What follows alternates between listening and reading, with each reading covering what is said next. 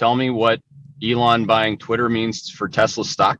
So Elon does a lot of things because it makes for search engine optimization. Like, why would Elon Musk ever make a brick?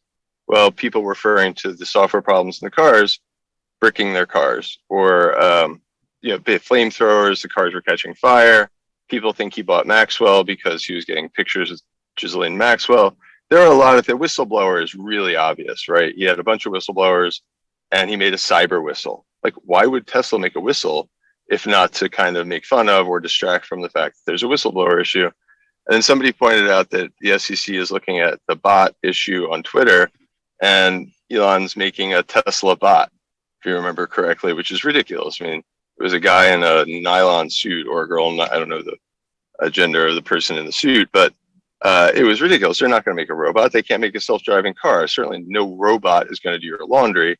And that this is probably just another ploy to distract from what is currently an SEC investigation. You can love Tesla, you can hate Tesla, whatever it is. You can't deny that there is rampant efforts to make that kind of search engine optimization. That's the beauty of Sciver. He always says things that I've never thought about. Not always, but often. What did you think about what he said? I mean, I think it's spot on. I mean, if you look at just Elon's track record and its use of media to, use it in his own best interest to either raise capital or, make Tesla into what it is today. I mean, I think if Twitter, what didn't exist, I think, maybe his position in Tesla and the success of the company thus far would be a lot different. And kind of to that point, I mean, look, it wouldn't be the first time a billionaire has purchased a media platform, right? Like Jeff Bezos bought the Washington Post. I mean, most have in the past resorted to buying a newspaper or broadcast network, right? So this would be the first time that someone, the world's richest person, at least on paper, would go out and buy, the most powerful digital social media platform. So in that sense, it kind of all makes sense, right? Who else may throw their hat in the ring now that Elon has made the bid public?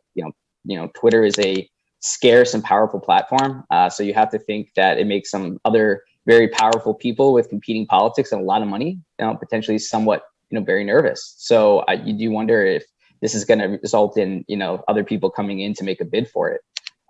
So we'll see. Glenchur, I'm sure you have some thoughts on what I said. I mean, can you do what he just did? Is the manipulation here? I mean, you can always, find people who will make those type of contentions. Just depends on how the facts play out.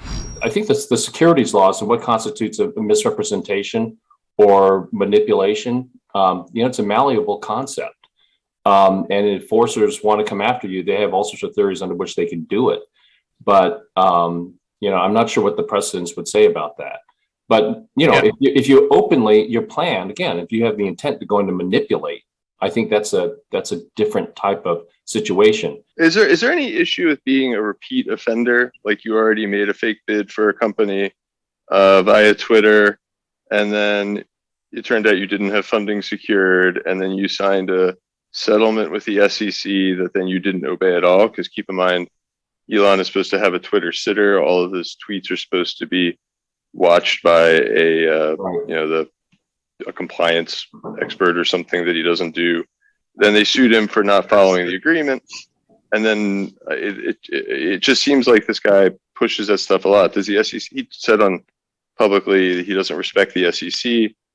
Like, do you think they have any tools where they would find that offensive, or does he just win because he's rich? Well, they might find it offensive, but that in itself wouldn't be anything actionable. It's interesting here, Jay, because he does say in this filing, that financing, it's contingent on his financing being in place and that sort of thing. There's some comment about that.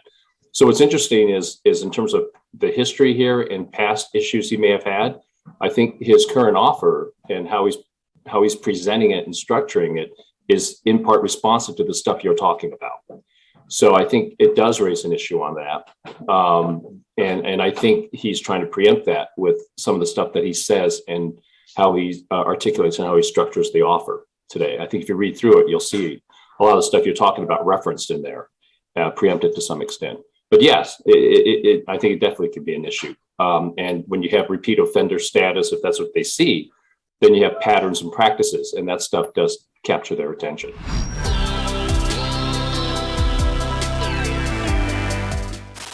Hey there, Hedgeye Nation, or if you're not part of Hedgeye Nation, thanks for watching Hedgeye on YouTube. If you haven't already, make sure to click on the button below there. Subscribe to our YouTube page. You can also follow the link in the description to our website to get even more great investing content.